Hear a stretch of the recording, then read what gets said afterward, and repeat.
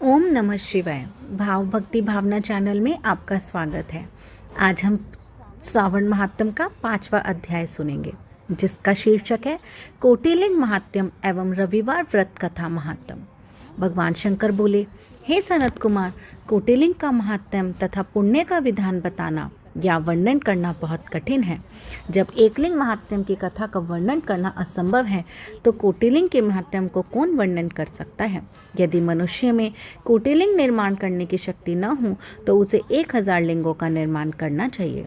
यदि इसमें भी समर्थ न हो, तो 100 लिंग या फिर 1 लिंग ही श्रावण मास में बनवाना चाहिए। 1 लिंग के बनाने से भी जीव मेरे पास निवास करता है। कामदेव के शत्रु भगवान शंकर का ओम नमः शिवाय मंत्र से पूजन करना चाहिए।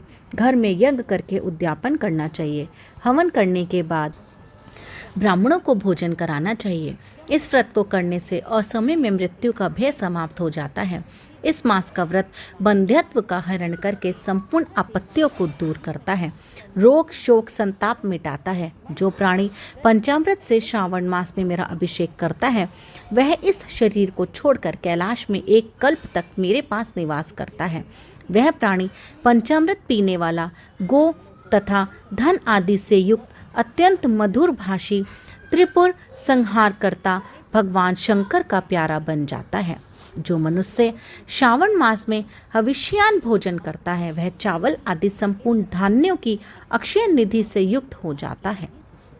जो मनुष्य श्रावण मास में पत्तल पर भोजन करता है, उसे भोजन के लिए सोने के बर्तन प्राप्त होते हैं।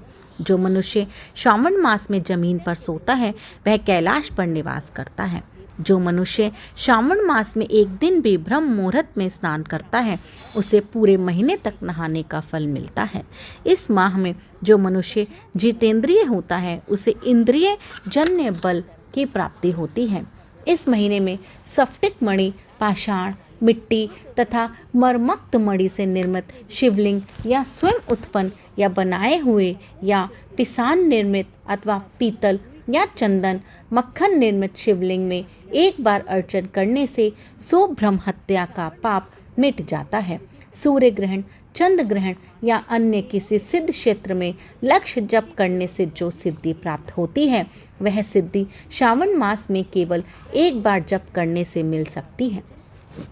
किसी दूसरे समय में किए गए नमस्कार तथा प्रदक्षिणा से जो 1000 बार में फल मिलता है, वह फल श्रावण महीने में 1 बार नमस्कार या प्रदक्षिणा करने से मिल जाता है। यह श्रावण मास मुझे अत्यधिक प्यारा है। इस महीने में वेद पारायण करने से सब वेद मंत्रों की अच्छी तरह सिद्ध हो जाती है। इस महीने का 1 दिन भी बिना श्री सूक्त पाठ किए न बिताए। जो इसको अर्थवाद मात्र कहता है, वह मनुष्य नरक को प्राप्त होता है। मनुष्य को समिधा, चरु, तिल और घी से ब्रह्म यज्ञ करना चाहिए। धूप, गंध, पुष्प, नैवेद्य आदि के द्वारा अर्चना करनी चाहिए। भगवान शंकर के रूपों का यथोचित ध्यान कर शक्ति द्वारा कोटि होम, लक्ष्य होम और अयुक्त हवन करना चाहिए।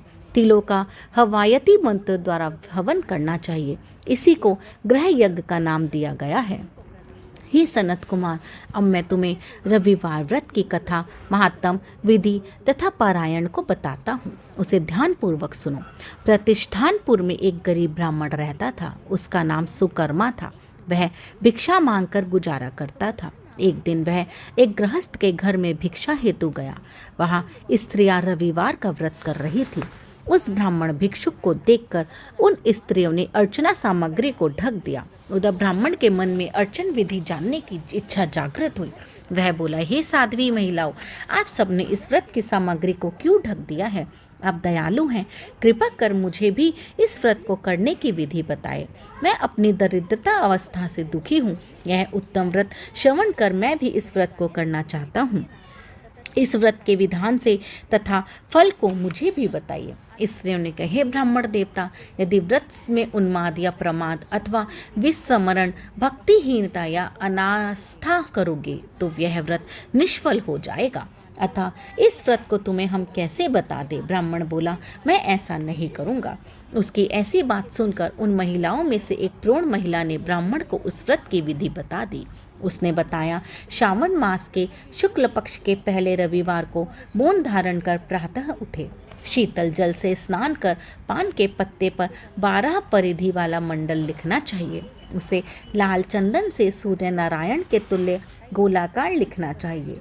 उस मंडल में संज्ञा नाम वाली स्त्री सहित सूर्य का लाल चंदन से पूजन करना चाहिए।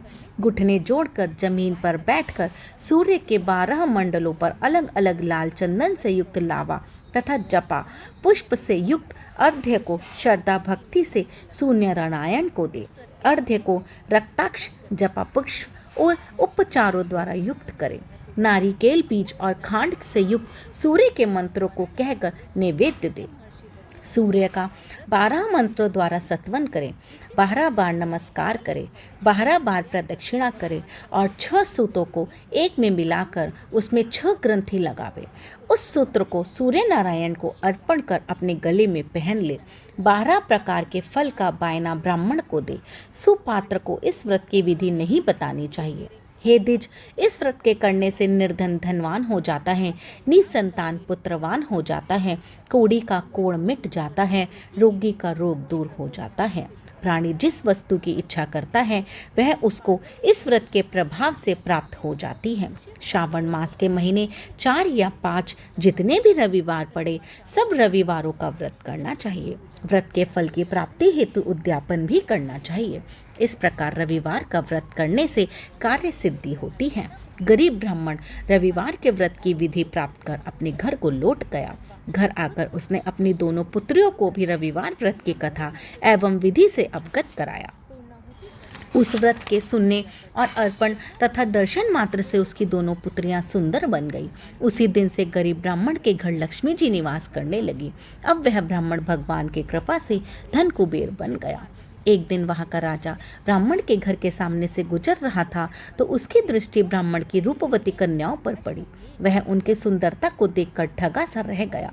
राजा ने उन कन्याओं से विवाह करने का निश्चय कर महलों को लौट गया। राजा ने अपने पुरोहित को ब्राह्मण के यहाँ उसकी दोनों पुत्रियों से विवाह करने का संदेश लेकर भेजा। ब्राह्मण ने राजा का प्रस्ताव स्वीकार कर अपनी दोनों पुत्रियों का विवाह राजा से कर दिया। राजमहल में जाकर दोनों कन्याओं ने रविवार का व्रत किया और वे पुत्र पुत्रों से युक्त हो गई।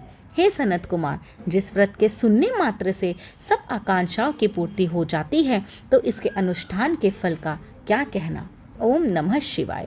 इसी के साथ श्रावण महात्म का 5वां अध्याय संपूर्ण होता है। इसी तरह की धार्मिक कथाओं को सुनने के लिए